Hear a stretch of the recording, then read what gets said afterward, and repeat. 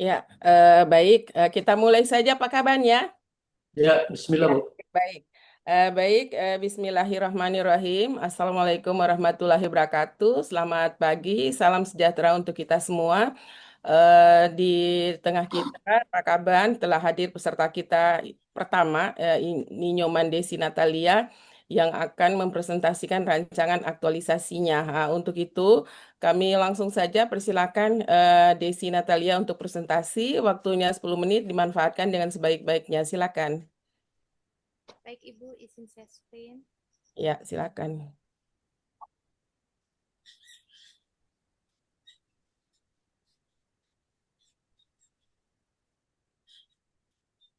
Apakah sudah terlihat Ibu? Iya, eh, sementara ya. Suaranya mungkin ya sudah terlihat, suaranya agak besar ya, Desi, supaya kedengaran suaranya. Ya, silakan. Ya, Desi, silakan diperkeras suaranya. Baik, terima kasih atas waktu dan kesempatan yang diberikan kepada saya. Saat ini saya akan memulaikan seminar rancangan aktualisasi nilai-nilai aparatur sipil negara dengan judul peningkatan kepatuhan minum obat pada pasien TBC di Puskesmas Lompen Todea. Yang diawali pada saat ini adalah profil saya. Nama saya Ninyo Mandesi Natalia Eskep NS. Jabatan saya saat ini perawat ahli pertama. Instansi tempat saya bekerja adalah UPT Puskesmas Lompen Todea. Dan ada punitnya 1995 1216 2025 06 2006. Ini adalah profil Puskesmas pada saat ini, yaitu Puskesmas Lompen Todea merupakan puskesmas kawasan pedesaan yang status puskesmas sesuai dengan PMK 19 tahun 2024 yang berstatus puskesmas tidak terpencil. Secara geografis, wilayah Puskesmas Lompen Todea berada di Kecamatan Parigi Barat, terdiri dari 6 desa serta jumlah pegawai pada puskesmas yaitu 72 orang di bawah pimpinan Kepala Puskesmas Bapak Idam SKM MKM. Adapun tugas pokok Puskesmas menurut Permenkes nomor 19 tahun 2024 adalah penyelenggaraan yang mengkoordinasi pelayanan kesehatan promotif, preventif, kuratif, rehabilitatif, atau paliatif dengan prioritas pada upaya promotif dan preventif di wilayah kerjanya. Adapun tujuan Puskesmas Lompen Todea yaitu meningkatkan kesehatan, kesadaran, kemauan, dan kemampuan hidup sehat bagi setiap orang yang berada di wilayah kerja Puskesmas Lompen Todea agar terwujud derajat kesehatan yang setinggi-tingginya. Berdasarkan identifikasi isu yang terdapat di instansi atau puskesmas, di sini saya mengangkat 3 isu aktual. Yang pertama, kurangnya kepatuhan minum obat pada pasien TBC di Puskesmas Lompen Todea. Isu yang kedua, belum optimalnya penggunaan triase dalam proses pemilihan pasien di puskesmas. Isu yang ketiga, kurangnya pengetahuan pasien dan keluarga pasien tentang cuci tangan 6 langkah yang benar. Dan untuk menentukan isu prioritas, maka saya memakai metode analisis isu APKL, aktual, problematik, kekalayakan, dan layak. Berdasarkan hasil penilaian pada analisis APKL ini, saya mendapatkan poin tertinggi yaitu 18 poin pada isu kurangnya kepatuhan minum obat pada pasien TBC di Puskesmas Lompen Todea, yang akan menjadi isu prioritas dan akan saya aktualisasikan dalam 1 bulan ke depan. Setelah didapatkan isu prioritas, maka saya masuk pada metode analisis Fishbone untuk mengidentifikasi penyebab masalah dan menemukan solusi yang tepat untuk isu tersebut. Pada analisis Fishbone, pada kepala ikan yaitu masalah utama kurangnya kepatuhan minum obat pada pasien TBC di Puskesmas Lompen Todea, dan adapun kategori penyebab yaitu 5M dan 1E.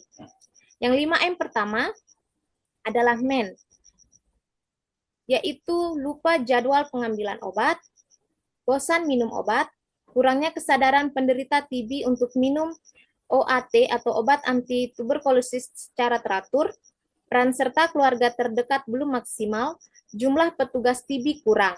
Kemudian M kedua yaitu dari segi material, kurangnya transportasi umum untuk akses ke puskesmas dan ketersediaan dan keragaman jenis obat belum memadai. M yang ketiga yaitu metode. Hanya menunggu penderita atau keluarga datang ke vaskes untuk periksa BTA, petugas program TB dan kader tidak bisa memantau proses pengobatan yang berlangsung di rumah. Dan yang terakhir, kurangnya efektivitas penyuluhan TB paru di masyarakat. M yang keempat yaitu money, di mana kondisi sosial ekonomi pasien menghambat pengobatan. Dan M yang kelima, mesin, yaitu kurangnya media informasi penyakit TB dan alat tes BTA belum memadai. Dan yang terakhir, dan E, environment atau lingkungan, yaitu ventilasi rumah kurang memenuhi syarat rumah sehat, kebiasaan masyarakat tidak segera periksa karena dianggap biasa, dan pandangan negatif masyarakat tentang penyakit TB paru. Setelah didapatkannya akar penyebab masalah, maka saya mencari solusi dengan membuat ide gagasan berupa beberapa kegiatan yang akan saya aktualisasikan. Berikut kegiatan pertama, yaitu pembuatan media edukasi. Tahapan kegiatan yang pertama, konsultasi dengan mentor, hasil yang didapatkan terlaksananya konsultasi. Pada tahap kegiatan yang pertama, saya akan mengaktualisasikan nilai berorientasi pelayanan, akuntabel, kompeten, harmonis, dan adaptif.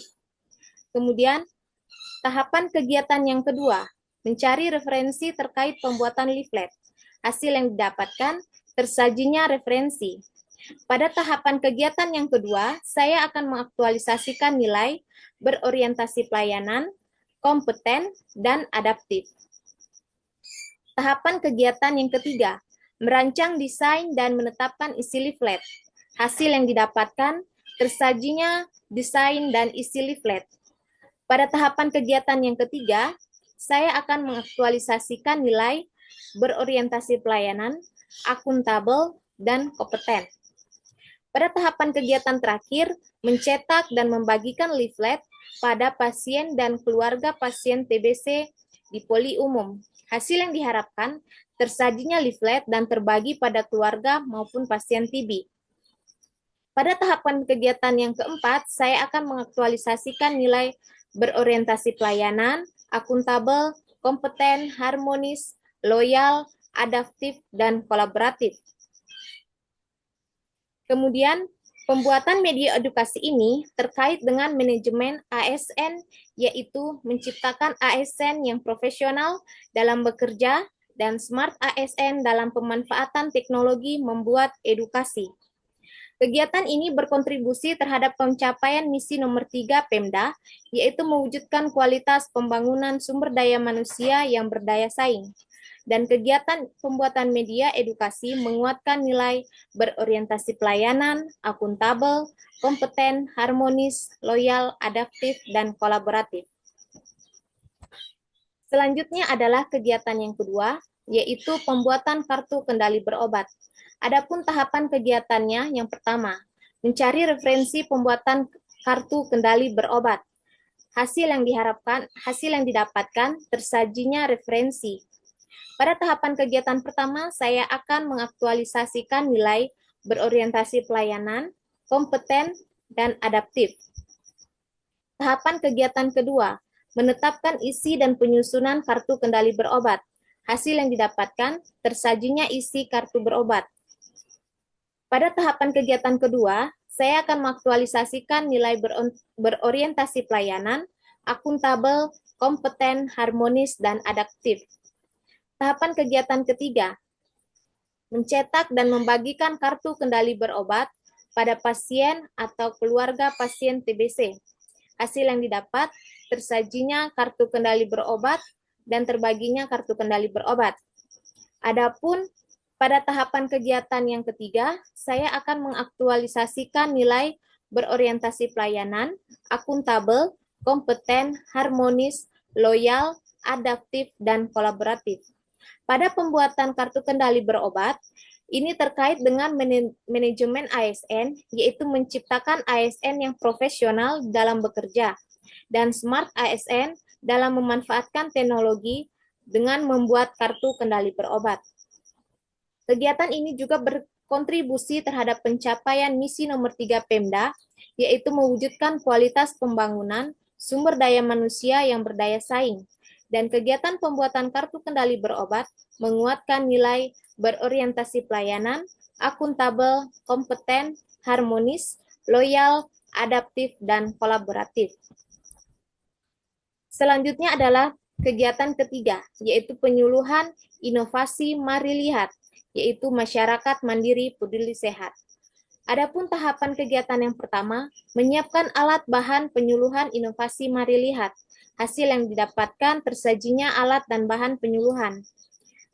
Pada tahap kegiatan ini, kegiatan pertama, saya akan mengaktualisasikan nilai berorientasi pelayanan, akuntabel, kompeten, dan adaptif. Kemudian tahapan kegiatan kedua, melaksanakan penyuluhan tentang inovasi Mari Lihat. Hasil yang didapatkan terlaksananya penyuluhan inovasi Mari Lihat. Pada tahapan kegiatan kedua, saya akan mengaktualisasikan nilai berorientasi pelayanan, akuntabel, kompeten, harmonis, loyal, adaptif, kolaboratif. Dan tahapan kegiatan ketiga, melakukan tindak lanjut secara berkala dengan memantau penerapan Mari Lihat. Hasil yang didapatkan terlaksananya penerapan inovasi Mari Lihat.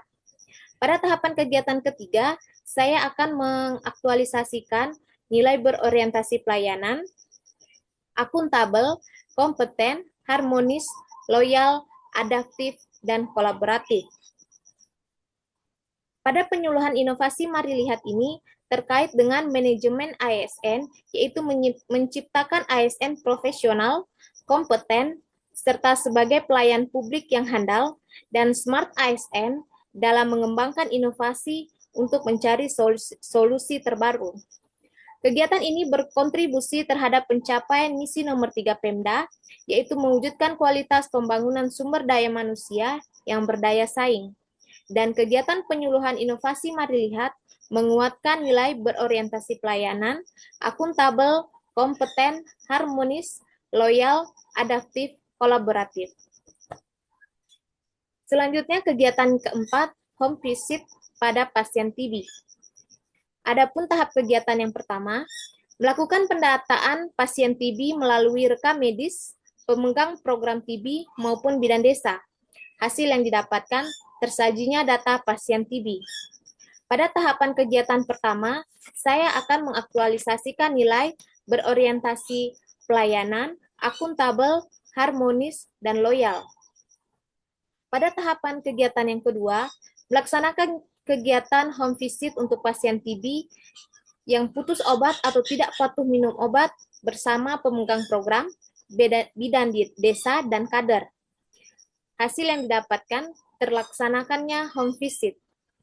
Pada tahapan kegiatan kedua, saya akan mengaktualisasikan nilai berorientasi pelayanan, akuntabel, kompeten, harmonis, loyal, adaptif, kolaboratif. Dan tahapan kegiatan yang ketiga, melaksanakan pemeriksaan dan pengobatan pasien TB. Hasil yang didapatkan, terlaksanakannya pemeriksaan dan pengobatan. Pada tahapan kegiatan yang ketiga, saya akan mengaktualisasikan nilai berorientasi pelayanan, akuntabel, kompeten, harmonis, loyal, adaptif, dan kolaboratif.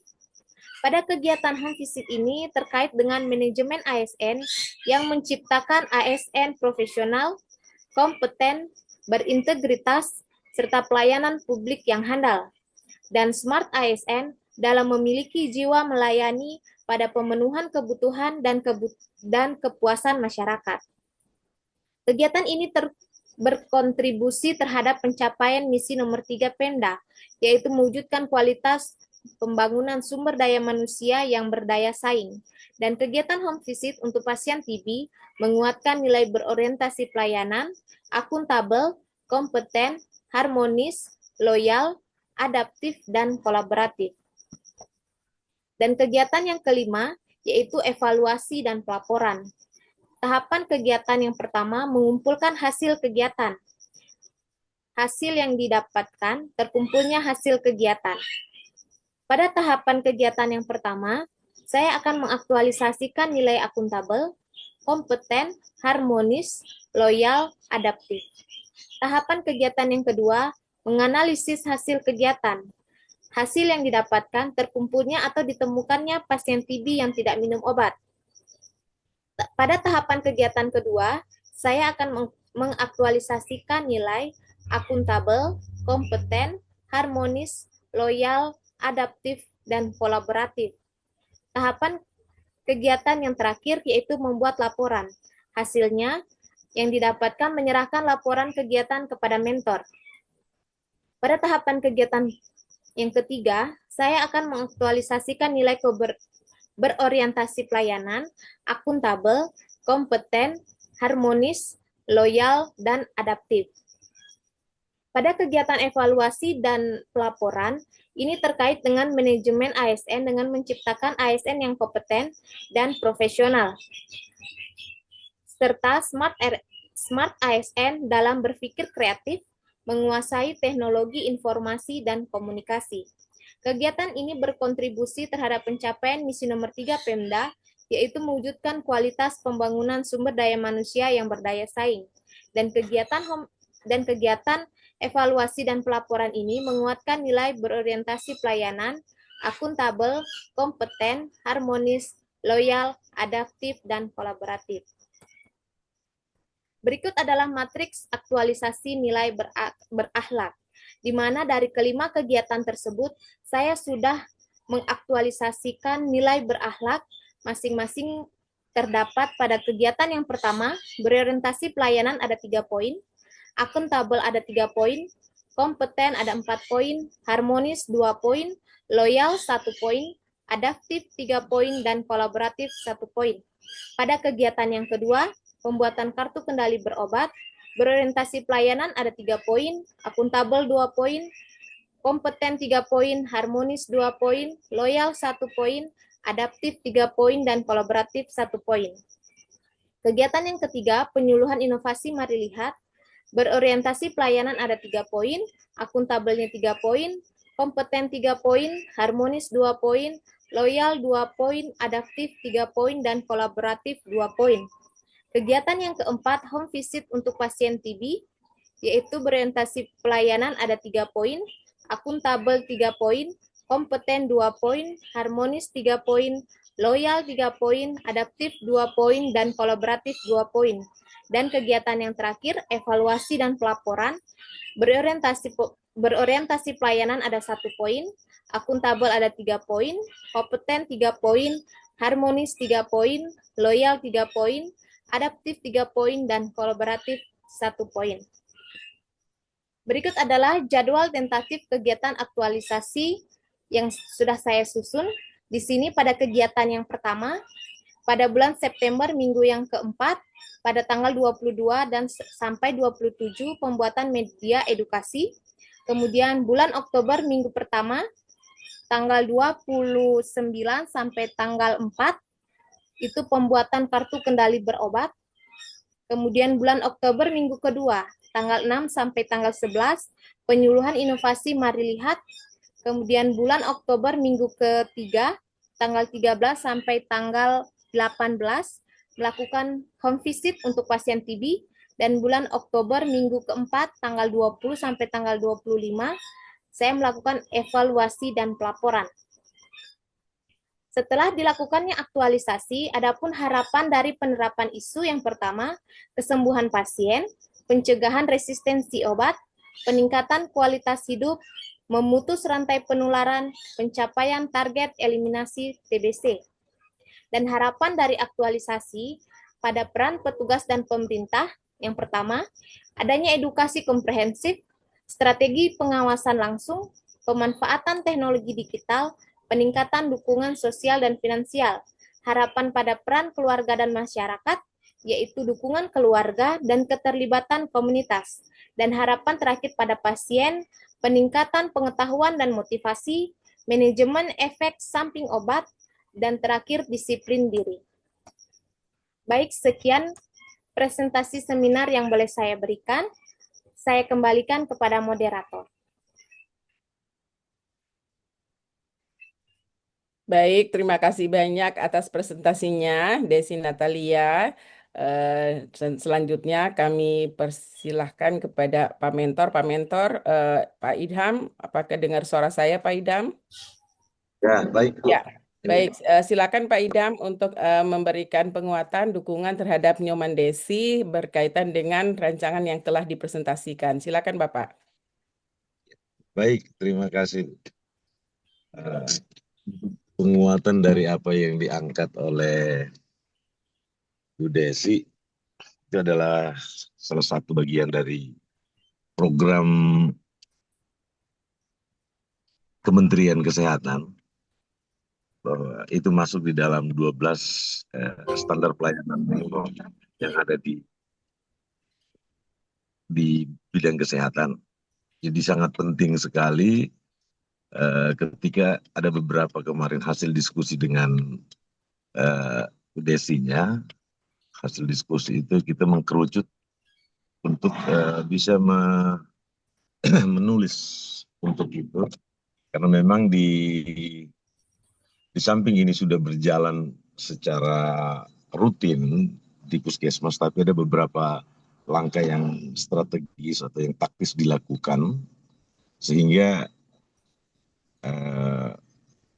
bagaimana untuk keberhasilan dari program TB Paru itu, khususnya dalam rangka bagaimana peran serta masyarakatnya, dalam hal ini keluarga, maupun yang bersangkutan, yang penderita TB itu secara sadar dia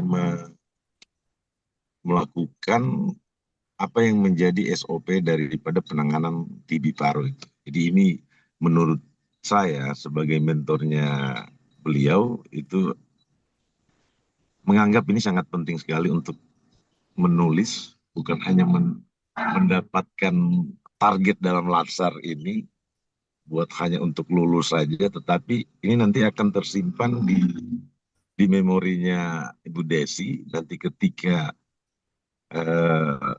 bertugas secara full di puskesmas itu sudah sangat lebih memahami bagaimana kondisi kesehatan masyarakat yang ada di Kecamatan Parigi Barat. Saya kira demikian, Bu.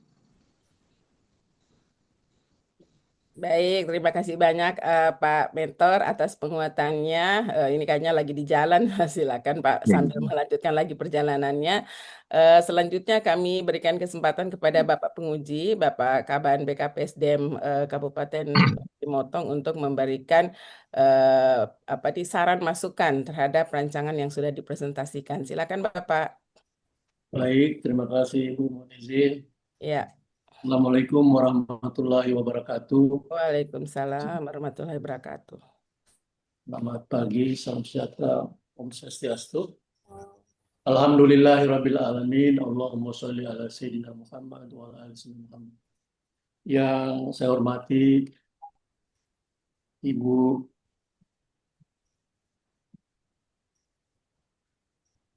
Doktor, maaf saya harus sebut lengkap namanya, Bu. Saya baca. Ibu Doktor Aspina SPD MPD selaku moderator dan coach dari Saudari Desi. Sehat, Bu? Amin, amin. Alhamdulillah sehat Bapak. Yang saya hormati Pak Pus, Pak Idam, selaku mentor. Jadi sebelum lanjut Pak, kalau puskesmas selama di atas itu, tentu dia kita tetangga Pak. Jadi rumah saya persis di samping puskesmas. Ya, benar. Jadi setelah saya membaca rancangan aktualisasi Saudari Desi, kemudian melihat keterhubungannya antara pengambilan judul sampai pada aspek kegiatan di dalam, kemudian dari penjelasan penguatan juga yang diberikan oleh Pak Idam tadi selaku mentor adalah sesuatu yang sangat dibutuhkan Saya hanya ingin tanyakan kepada Saudara Desi, apakah eh, yang Ibu Desi angkat ini sebagai rancangan aktualisasi ini memang sudah berlangsung secara rutin di Puskesmas Lompento Dea, atau sesuatu hal yang merupakan ide gagasan baru yang Ibu ingin kemukakan pada pimpinan? Saya mau dengar dulu jawaban itu, Ibu Desi. Baik, izin menjawab, Bapak. Ya. Untuk kegiatannya, Pak, ini sudah berlangsung secara rutin setiap bulan, seperti home visit-nya, dan inovasi Mari Lihat itu sudah berlangsung sejak 2021. Di sini saya ingin menggalakkan kembali untuk inovasi Mari Lihatnya, agar masyarakat tetap memakai inovasi ini untuk bisa memberikan melaporkan apabila ada permasalahan kesehatan yang terjadi di wilayah kerja Puskesmas Lumpento Dea. Untuk pembuatan leaflet ini, Pak, saya baru lakukan untuk menambah kembali pengetahuan pasien dan keluarga pasien apabila ada penemuan kasus terbaru, sehingga mereka lebih memahami kembali bagaimana bahayanya, cara penanganan, kemudian untuk kartu berobat ini, Pak, untuk kembali mengingatkan, karena kemarin sempat ada satu orang yang putus obat karena ada berbagai masalah seperti dia lupa minum obat, kemudian dari dukungan keluarga yang kurang, sehingga dengan pembuatan kartu kendali berobat ini bisa memotivasi kembali pasien dan keluarga agar patuh minum obat dan tidak terjadi putus minum obat, sehingga jumlah pasien TB ini bisa menurun hingga tuntas, Pak. Seperti itu. Terima kasih, Bapak. Baik. Berarti memang rancangan aktualisasi ini diilhami oleh data-data yang masuk kepada Ibu, atau informasi-informasi kepada Ibu yang menyatakan satu kondisi ada penurunan kesadaran atau peningkatan kasus dan seterusnya. Itu sangat baik. Saya kira itu suatu sikap selaku pegawai negeri sipil atau pelayan masyarakat yang memang Ibu kan bergerak di bidang penyuluh kesehatan ya. Saya perawat ahli pertama, Bapak. Oh, perawat. Jadi karena sudah terbiasa menghadapi masyarakat, jadi kelihatan di dalam penyampaian hari ini begitu lancar, begitu lantang, dan lancar menguasai masalah. Saya anggap itu bagus. Cuma di dalam ini saya ingin, kalau saya tidak keberatan Ibu Desi, saya ingin menambahkan di sini di dalam langkah kegiatan Ibu, kalau bisa dimasukkan juga selain berkonsultasi dengan mentor, kita berdiskusi dengan teman-teman sejawat. Jadi hasil diskusi itu memperkaya apa-apa permasalahan dan yang mungkin solusi-solusi yang bisa didapatkan, karena masukan dari teman-teman itu sangat penting juga. Itu saran saya. Kemudian dari aspek smartnya kita selaku PNS itu, kan saya tahu persis bahwa kita pegawai ini di dalam kantor itu ada struktur-struktur, ada tingkatan-tingkatan struktural ya, jabatan, segala macam. Nah, biasanya nanti kita itu mental dan sikap pribadi kita itu harus kuat, Bu. Karena begini, kadang-kadang ide-ide kita yang menggebu-gebu kita tanamkan dalam pikiran, kita tuangkan dalam tulisan, dan kita semangat sekali untuk melaksanakan, biasanya itu terkendala dengan kondisi lingkungan kita, lingkungan kerja kita. Bahkan mungkin secara, saya sampaikan, kadang-kadang juga ya tidak mendapatkan semacam sambutan positif secara vertikal dan horizontal. Betul? Nah, itu kalau misalnya dapat situasi begitu, itu selaku ASN yang punya nilai-nilai dasar tadi berakhlak, tidak usah pusing. Kita jalan terus, yang penting nawa itu baik untuk berbuat baik kepada masyarakat sesuai dengan bidang tugas kita. Kemudian kalau smart itu mungkin karena kita ini kan selaku nanti PNS, dari CPNS ke PNS kita bekerja, itu kan belum memiliki kewenangan tugas pokok selaku pengambil keputusan.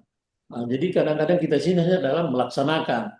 Jadi nanti terkesan, kita paksakan ini harus begini, harus begini. Bagaimana meyakinkan pimpinan, bagaimana meyakinkan teman-teman dengan rencangan aktualisasi saya ini kan.